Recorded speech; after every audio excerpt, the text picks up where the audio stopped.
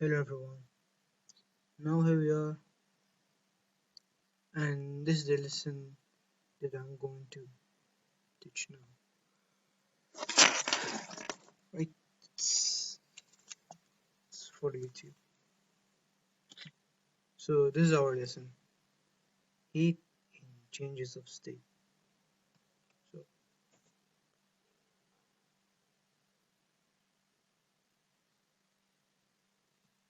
heat of fusion and solidification. Once heat is attacked to an object, it keeps our object warm.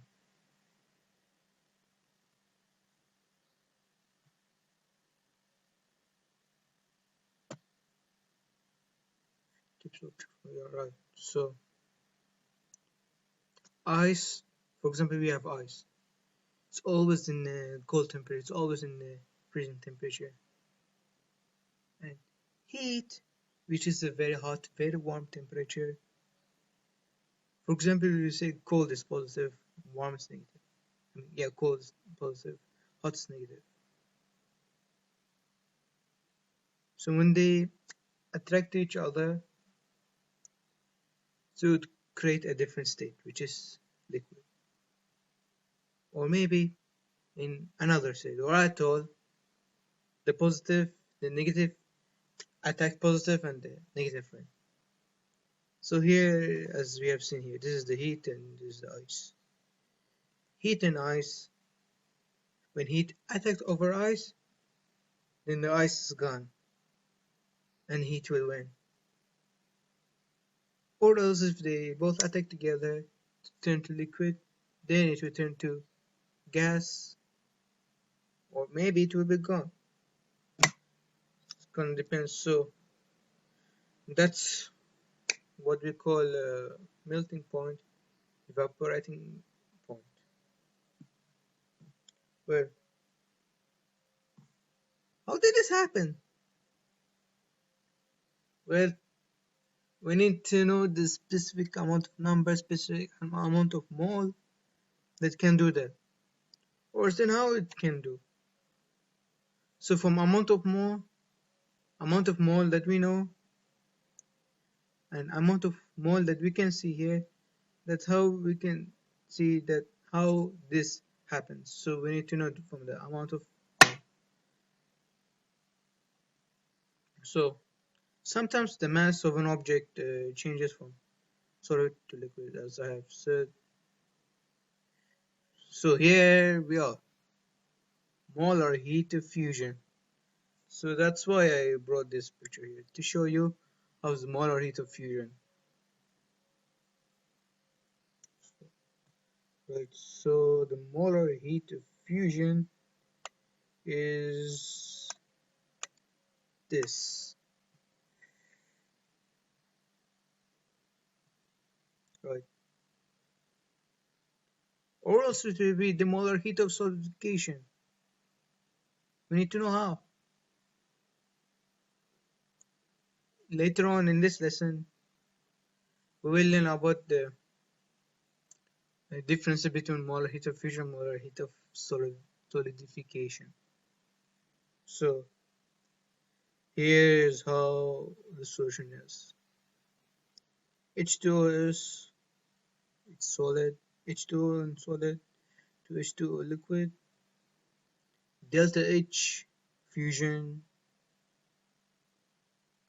equals 6.01 kgmole, H2OI which is liquid to H2O solid, delta H solid, 6.01 mole. Oh, now I get it. Fusion means the uprising action of changes. So solidification means the downward changes. the downward part of the changes. So for example, we will take from this example the ice melts. That's fusion. Well, for example, if you pour a glass of water, for example, this bottle with a little water in it, you keep it in a fridge or freezer, place that can be place where it's cold. You keep it there and you wait for a while. Then what will happen? You bring it out this water and you see that the water froze if it is in a freezer, right? That's what we call solidification. So let me clarify here. So fusion means upward, solidification means downward. So this change is fusion and this change is solidification, right? Anyway, there is a video here. I don't know how we can click on it. Yes. So we will watch this video, see what's all about.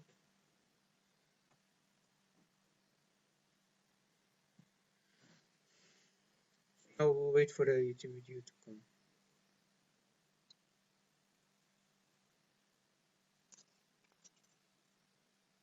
Get it?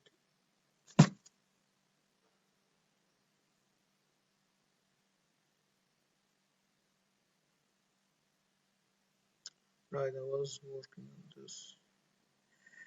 By the way, I recorded this. I started recording this video. I recorded this video by 7th of May, 2:34 p.m., which is Thursday.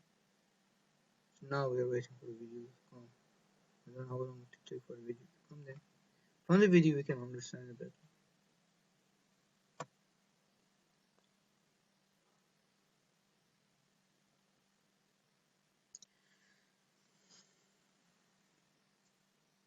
What are we doing here?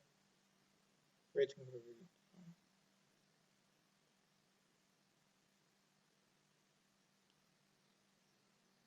So fusion is equal to melting point, evaporating point, and those points.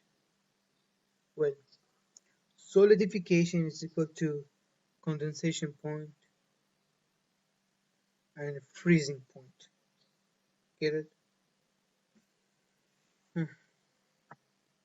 The video is almost gone.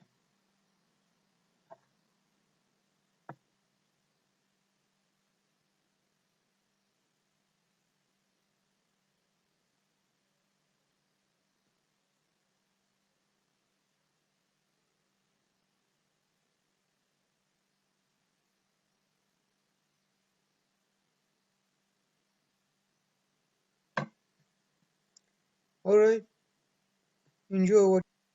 I'll be right back.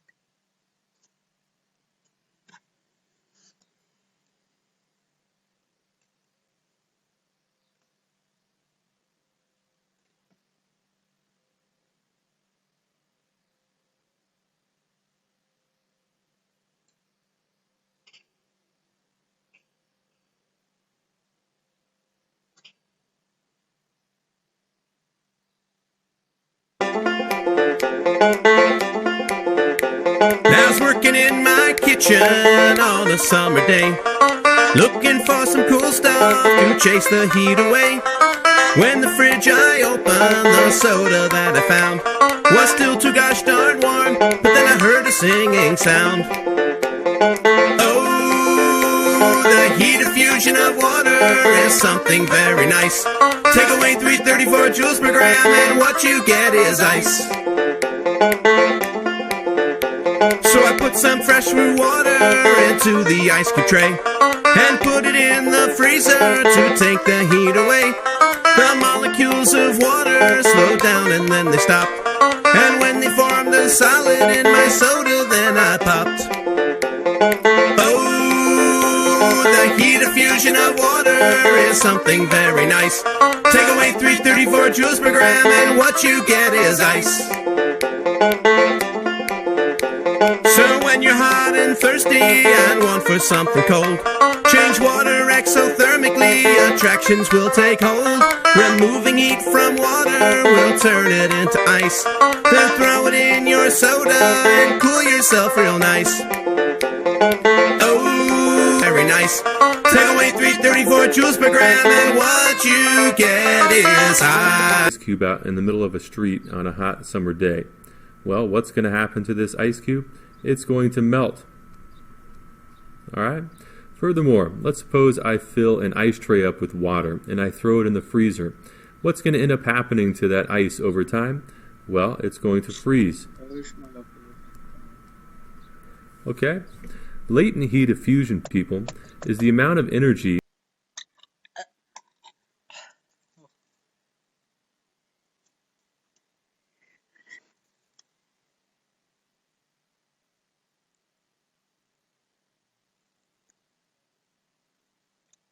Okay, let's go to the next slide. Here is it. It's what we were talking about. So, using the heat phase change calculations, how it is done. So, you are given 0 degrees Celsius and delta H fusion is, see, so your temperature is given and the amount of fusion is given, delta H is given. This one we took it from the last slide, and this has been given from the question. So 0 degrees Celsius and this much delta H, we got it from the question. And the question is not displayed. I did not display the question. Well, we are required molar of ice. So, as we have seen last class about the fusion that we turn solid to liquid, so there must be a way that we can do this. So we have 1 mole H2O and we have this is given in question, 16.1 kilojoules.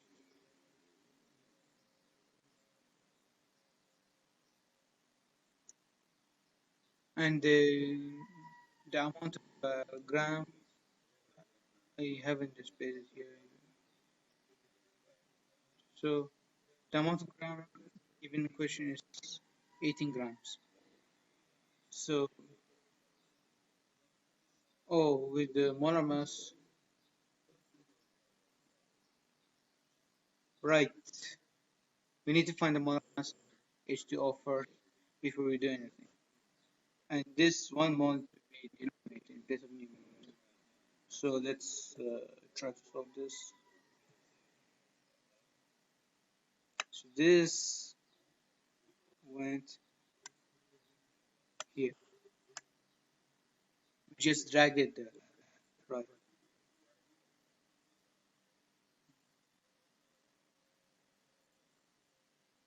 So this one, we need to ignore it. Okay, so this one, we need to ignore it. Throw it away. This number. Now we'll not use it. So we are dealing with this. How can we do it?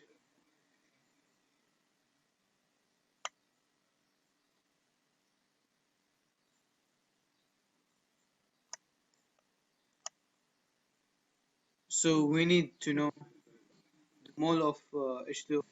1 mole H2O.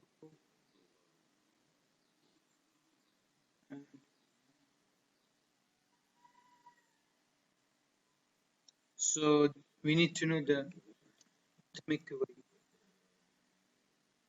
Yeah, so what's the atomic weight of hydrogen? It's equal to 1.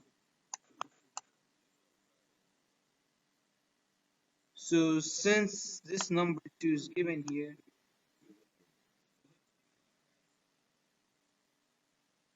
so H2 equals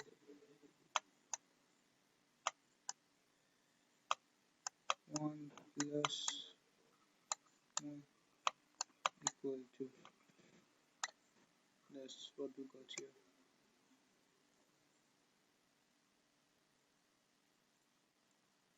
Well, so that's how we get the molar mass of hydrogen.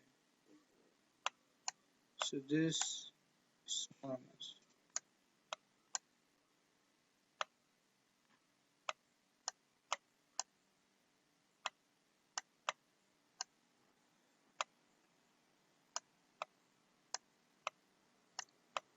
So this is our molar mass of hydrogen. It's 2. Well, for oxygen.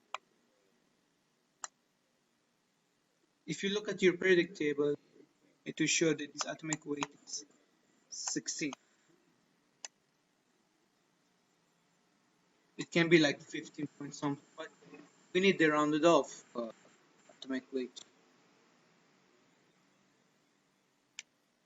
which is the mass number.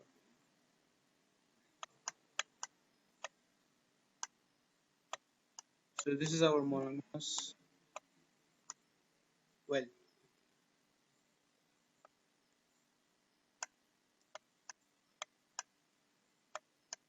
H2 equal.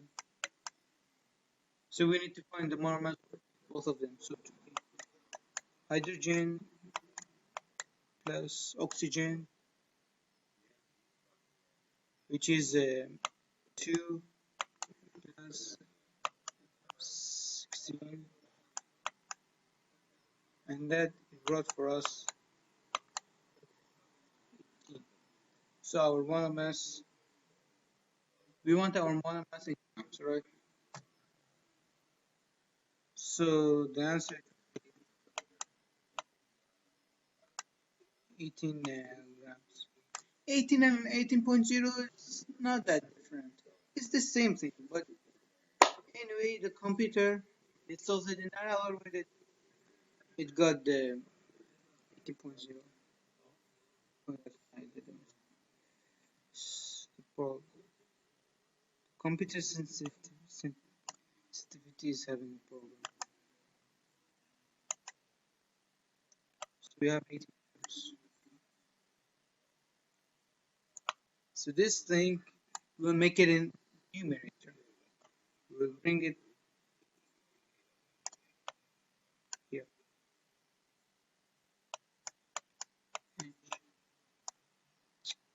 Why is this happening? It's so annoying.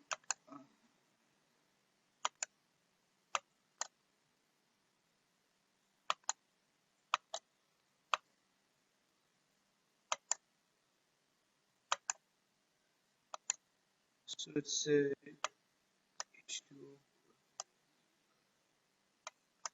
Yes. So now we want to do something with the 16.1. So 2.25, which is delta H. Finally, we bring it in our solution, and 6.01 finally we brought it. So this fraction, we bring it here,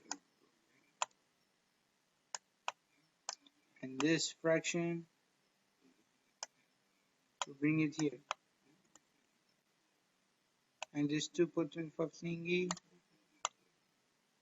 we bring it here, and we require m of ice. That's what it is. First is 2.25. It doesn't have any denominator. So denominator is 1, but we don't write it here in the formula. Then we multiply it by the first fraction, as we can see here. then multiply it by the second fraction. So it's 2.25 kilojoules times 1 mole H2S and divided by 6.01 kilojoules. Then times 80.0 grams H2O is divided by 1 mole H2O. Make sure to cancel your units. Same unit should be cancelled. That this should be a unique unit. One unit should be unique here. So that's what we did here. We cancel out this two same units completely. Then this two same units. Our remaining unit is this. So this is our unit. Wait.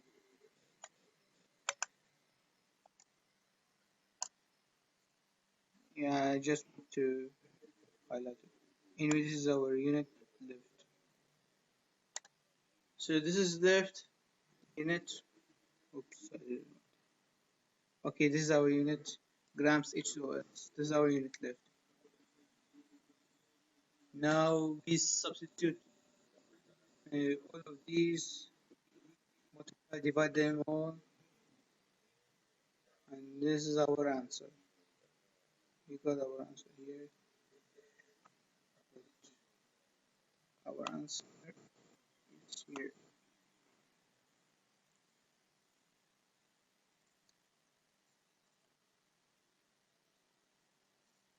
Well, that's how our solution is. Now to next story. So just to inform you, we have quick lab experiment to relate to our lesson, that you understand the lesson better.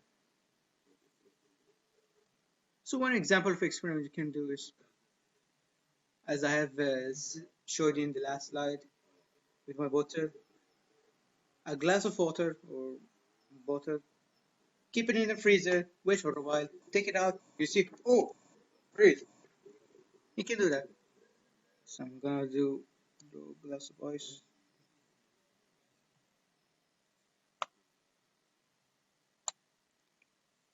This is a glass of water.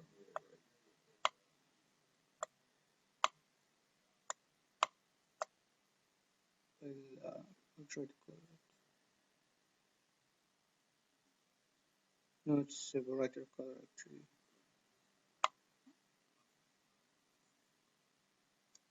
So this is our glass of water. Anyway, it's looking like this. That's how I color it. So now, glass of ice.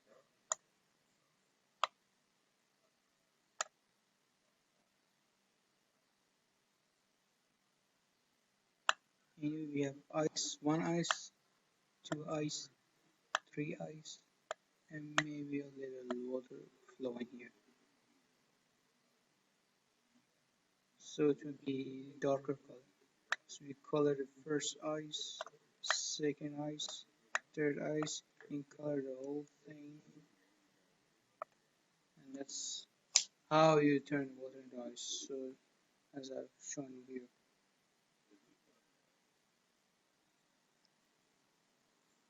So these are the materials that you need.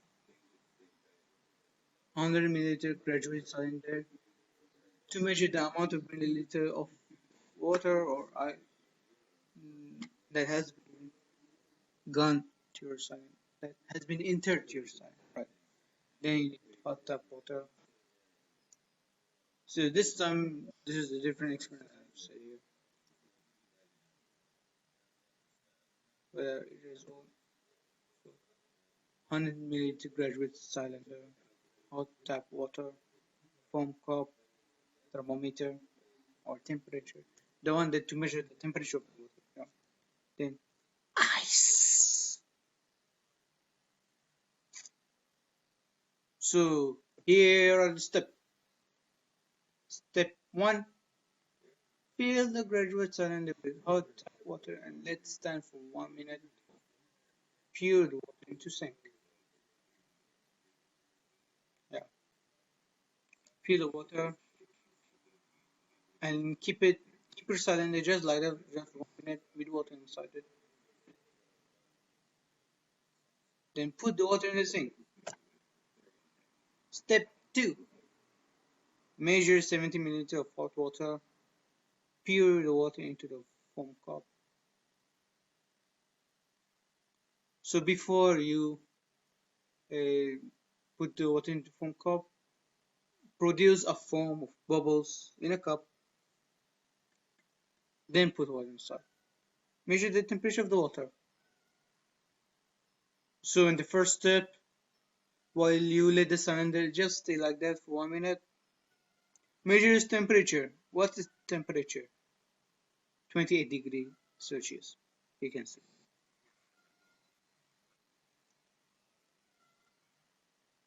So now in the second step, which is water with foam, put the thermometer in the cylinder and measure the temperature.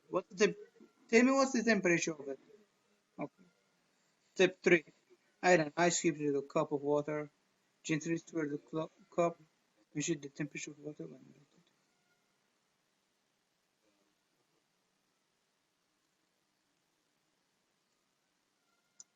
So put the ice in the water and let the ice melt into water, then measure its temperature.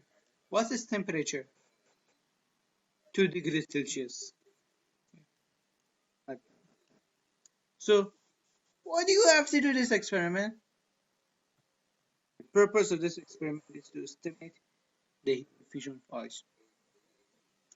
The thing is that we need to differentiate the temperatures of water in different conditions. First, it's alone. Second, it's bubble. Third is when ice melted to it. Right?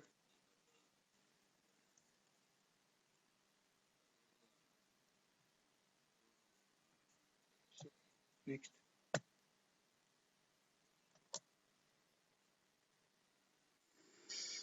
Here is it. Heats of vaporization and condensation. This process is in liquid objects. No solid is inside it. It's impossible to do so. The only thing that we are focusing on here is change of states from liquid to gas, then gas to liquid. That's what we are focusing on. Just like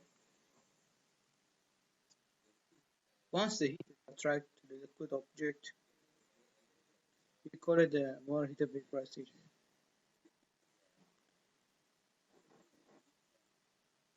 So the liquid water should stay in a place in a condition where it can evaporate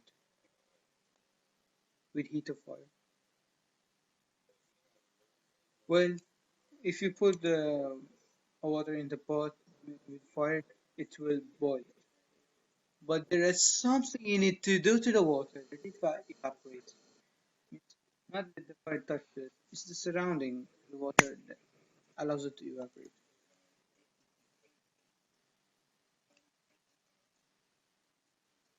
How about you let the fire touch the water? That's how it will evaporate. Pot helps the water to absorb heat. That's why it doesn't evaporate, because there is a wall between fire and water, wall between them, that doesn't allow the water to evaporate. So the water will boil. The molar heat of vaporization water is 40.7 kilojoules. Do you know that boiling point is the process of cooling process of water?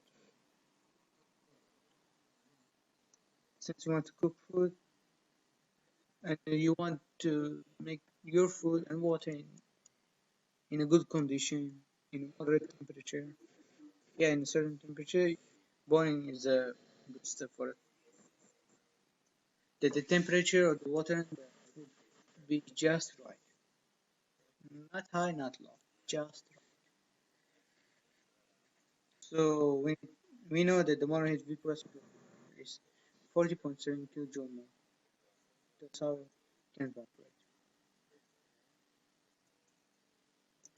This means that it takes 40.7 kilojoule of energy to convert 1 mole of liquid water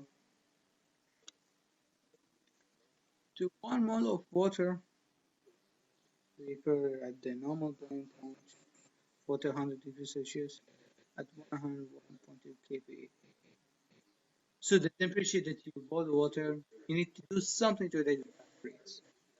It can be any temperature that water can evaporate, but the temperature should be hot enough.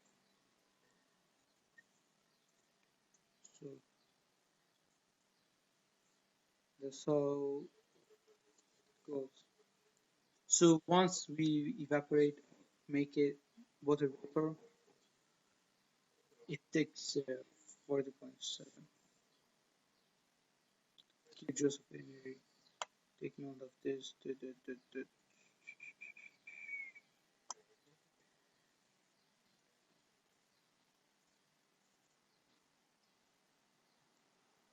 So now we want to convert it to gas, from liquid to gas. It takes this much in kilojoule of more. So as we know, we just need to memorize the amount of kilojoules or more of each state of matter, solid, liquid, and gas. Well, that's how the changes work from different change of state. That's how it works. By the number of kilojoules and moles. So delta H vaporization is equal to this much, 40.7 kilojoule slash mole. Diethyl ether boiling point is 34.6 Celsius. So boiling point can be at any temperature, but it depends on the object that you use to boil. Maybe the object that he used it or this thing used, it's something special that allows it to boil fast. So C for H10O, want to convert it from liquid to gas. Delta H vaporization is equal to 26.5 kilojoule mole. So there is a way, there is a certain way of transformation. So you are gonna see how to solve for this. As we have seen in the last step, how we solved for solid to liquid. We use the delta H first, then we multiply it by 6.07 kilojoules. Then we multiply by 18, and that's how we got the answer. But make sure that the 1 mole H2O be there, same unit be there, that you can cancel the unit. So 6.07 kilojoule and 2.77 kilojoule, something like that. Kilojoule, same unit, cancel it. 1 mole H2O and 1 mole H2O, same unit, cancel it. And the remaining unit that you got in the previous question is grams H2O. So this table gave us the fusion, delta H fusion, delta H vaporization. That's how it differs. As you can see, it's because when you want to turn into vapor, there is a certain amount of mole that you add to that state that allows the diesel to increase. So just take a look at this for a while. Then we'll go next. Take a look at water. 6.0 kilojoule mole delta H. So once it turned to 40.7, that means you use the 100 degree Celsius and 101 kPa that makes 60.1 to 40.7, and that it applies to the rest. So that's how it goes. And let's go to the next slide. So just to let you know, once any gas object loses heat, it condenses back to liquid.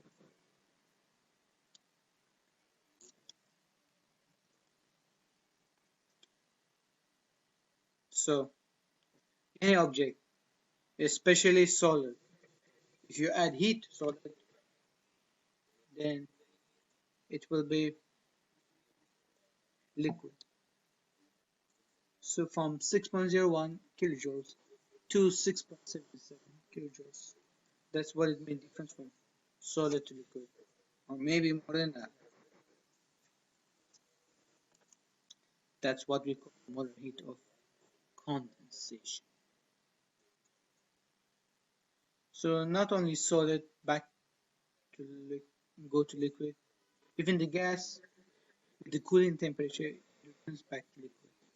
You store it in a place where you can make those gas to liquid, especially on the clouds, right? So on the clouds, right? On the cloud, when you look at the cloud, take a look at that cloud. Inside the cloud is so big, right? Inside it, there is something inside. What's inside it? All gas inside it. So how did rain come to us? How did snow, sleet, hail, ice came to us? By condensation and deposition. It deposits and it condenses its precipitation for the state into us on the land, right? So we should be able to identify certain trends regarding the temperature during changes of a state and the energy requirements that accompany these changes from the graph.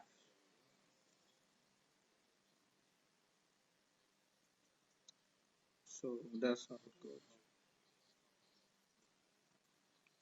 So when you take a look at the graph, you will be able to differentiate between the states. In your graph, you can draw the bottom part of it, the x, your x's will be the temperature, and your y will be kPa, or you can do other way around.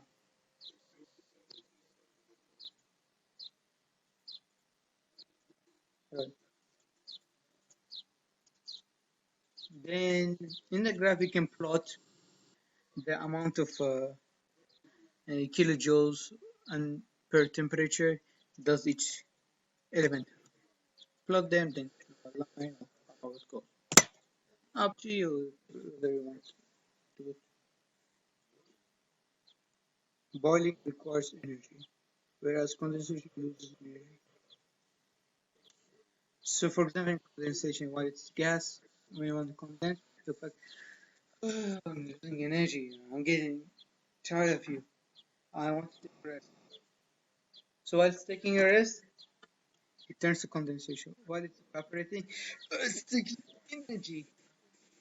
Even boiling, you want to make the water in the pot to be energetic, add fire to it, let the fire touch the pot and water touch the pot.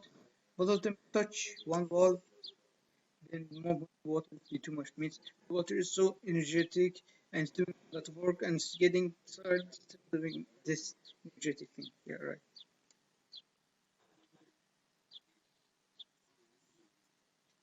So high enthalpy. Here we have the enthalpy as shown here. Well, in the next slide, I'll show you how it works. So from here to solution, here separate solvent particles, separated solvent particles, solvent plus solid then it will go down here to solution. Solvent plus solid will be solution.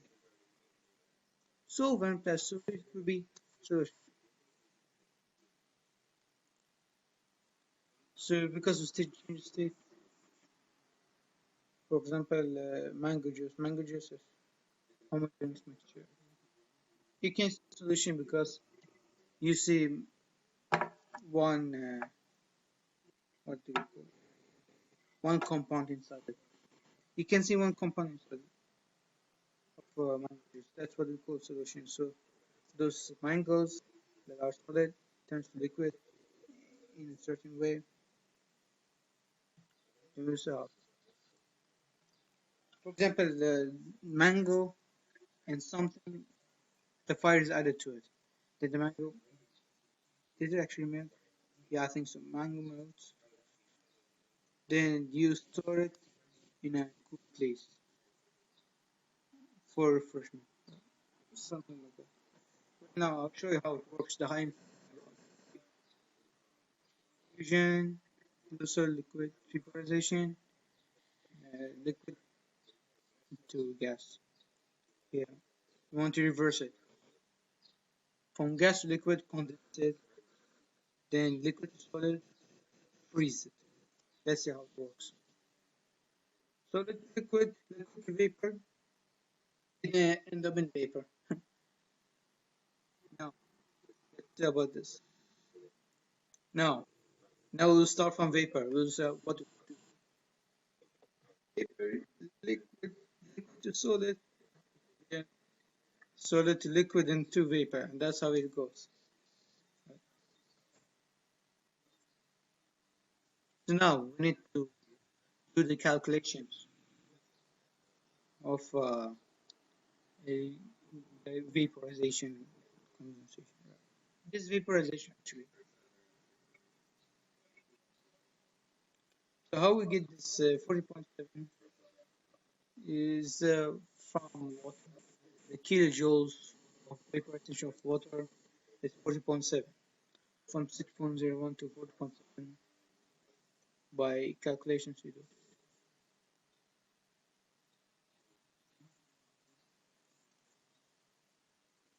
So what it give us? 100 Celsius and 101 kPa. Mass to LTG 24.8, 40.7 kilojoule. This has been given in the question. So the unknown is delta H of kilojoules.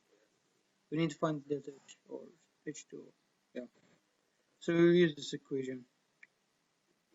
So H2I plus 47 kilojoules into the gas. I don't know why arrow's not showing. Arrow's not showing. I don't know.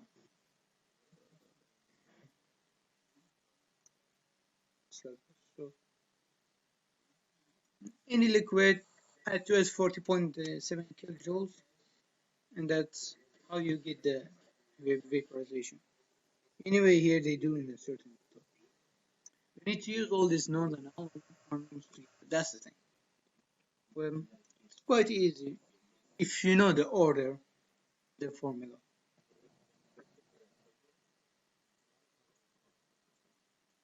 So we have 24.8 grams H2O. The first tank here.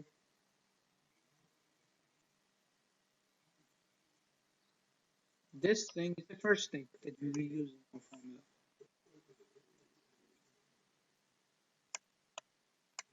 Yeah, this is the first thing for us to use. So this has been giving us 40.7 kilojoule mole.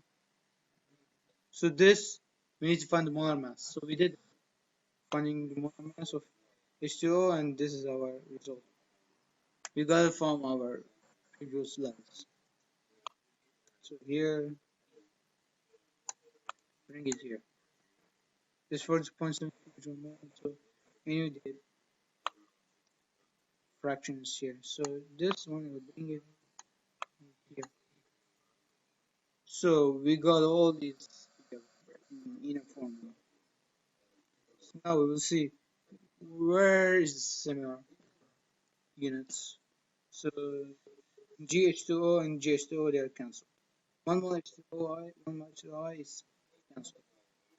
So we have the only unit left.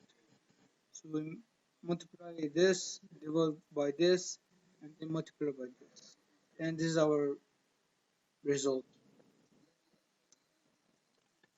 So even though if you don't use 1 mole, anyway, you should know first multiply, then divide, then multiply. That's how it goes. Let me write it here. So multiply to divide, then 2, again multiply.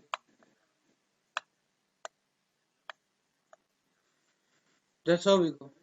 That's how our answers, and that's our results.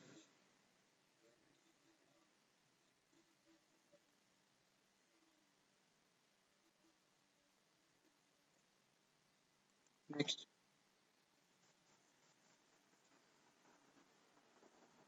So heat of solution.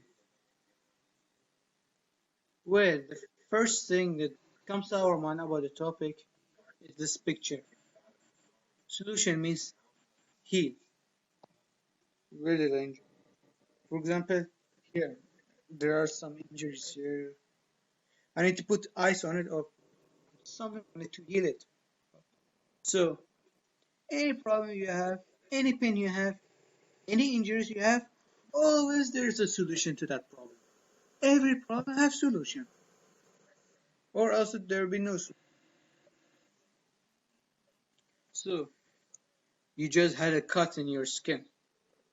Put ice or put a medicine to it. The heat medicine on it. Then put bandages. Bandage yourself. Wait until your blood clot and your skin clot. That's how it heals. Anyway, the enthalpy change caused by the dissolution of one of substance is the molar heat of solution. So NaOH to Na plus aqueous solution plus OH minus aqueous solution. So we do this and it will bring the result minus 4.5 kilojoules, negative 4 kilojoules per mole. Later we will see how we solve for this. In a hot pack, calcium chloride CaCl2 mixes with water, producing heat. Okay, then what will happen? So CaCl2 is, so here Ca2 plus aqueous solution plus 2Cl minus aqueous solution, and that's our result. When aluminum nitrate dissolves with water, the solution becomes so cold that frost may form on the outside of the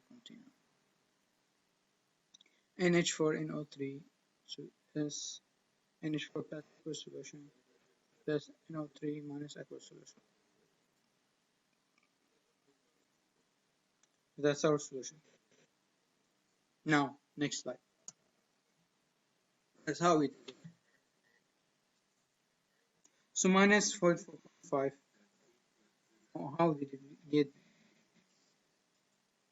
So this is our main formula of it. Na plus aqueous solution plus OH minus aqueous solution. That's how we got. Take note of the H solution is minus 44.5 kilojoules per mole. That's how we got to this slide.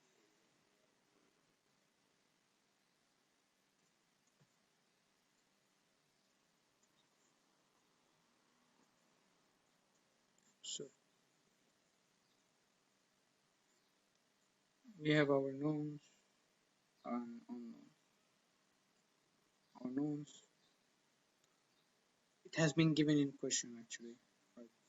So once it's dissolved, it's 2.15 mole. If I was showing the question, you would know better, but I got the question off. Unknowns, this kilojoule is required. So the two moles is cancelled out, and our answer will be kilojoules. Let me calculate here. Mole is cancelled out. Mole is cancelled, and now we have kilojoules as our unit.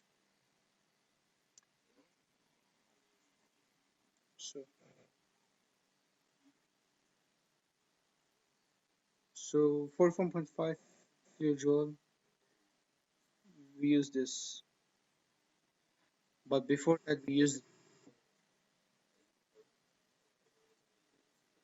So the only thing we did here is that we just expanded the fraction, nothing else. Because here there wasn't space for me to write, so here I created a bigger space for me to write the formula, the fraction completely. That's what we did here. This 20.50 mole thingy, we knew that our element is NaOH, our compound is NaOH.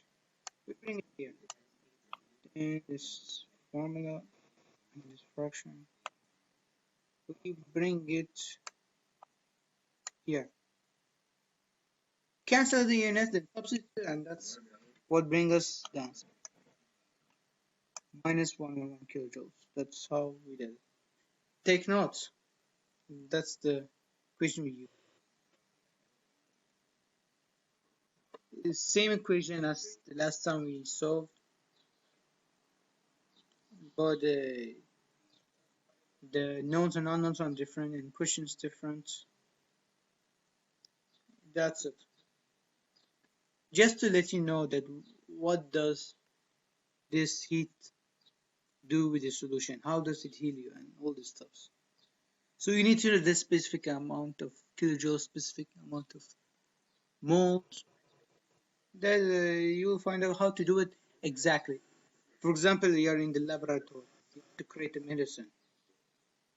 You need to, especially me, that I want to be a biochemist in the future, I need to know the exact amount of kilojoules and mole by a measurement.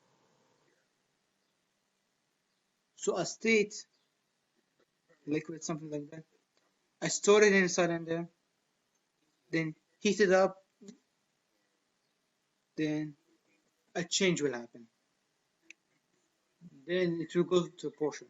A portion, you do something to it, you store it in a cylinder thing, not exact portion. You store it in a small bottle. Then put name on it. This is the medicine for this thing. It heals this part of your body. But before you give the medicine to people, test the medicine out. See whether it's good or not. For example, you have a scratch or injury, this part of your arm. You saw blood's coming off on it. Cotton. Put this medicine in a cotton. Then clot it.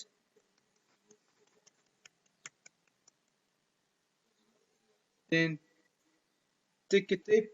Then stick it there. Stay there forever until it closes. Then in the next day, take it out. Oh, my arms is fine. My arms are okay. So the reason you can heal other people up is by your own brain and your mathematic calculations of different states of elements and compounds. Do stuff with it. Think of a way to produce that stuff and test it out. See whether it works or not. So here are the questions and answers that I want to show you. How does the molar heat of fusion of a substance convert this to its molar heat of solidification? Let's see the answer. The quantity of heat absorbed by melting solid is exactly the same as the quantity of heat released when the liquid solidifies. When the liquid solidifies, that is delta H fusion equal minus delta H solidification. So as we know, solidification is the reverse change of state, and fusion is straightforward upward change of state. That's how we can compare it. Because you will see in a change of state, there is ice in both of them, and there is liquid in both of them. There is gas in both of them. It's processing to do this stuff. This is solidification and this fusion. You look at both of them. Oh, I see gas here. Oh, I see gas here. Then you see liquid. Oh, I see liquid here. Oh, I see liquid here. Then you put a solid here, and this turns into solid. Then, oh, I saw a solid here. Then I saw a solid here. It's the same thing happening while you're doing the process. But before and after you do the process, completely different. It's completely different. So, right. How does the molar heat of vaporization of a substance compare to its molar heat of condensation? So we took the example from the cloud, and that's the answer. Quantity of heat absorbed by the Pearson liquid is exactly the same as the quantity of heat released when the vapor condenses. That is, delta H vaporization equals minus H condensation. So if you know from the weather cycle that from a cycle, you see the sun touches the lake and with the heat, amount of heat it takes, and the water from the lake evaporates and it forms a cloud on in the sky. Then, due to the changes of temperature like this, the temperature cools down. Those gases you see in the cloud, the state changes in the cloud and falls down to the land. Then touch the river. The river will take it to the lake, and you see water in the lake. That's how we save farmland. Well, it's happening, the change of state. So the changes of states happening by God, God's action. Yeah, the God's action.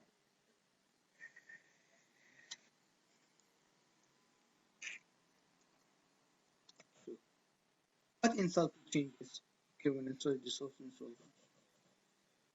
During the formation of a solution, it is released or absorbed.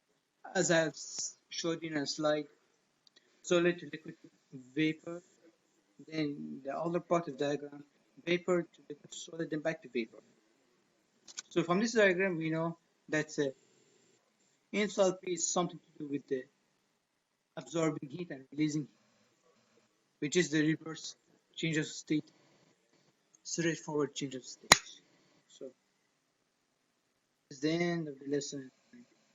Thank you for participating in this lesson.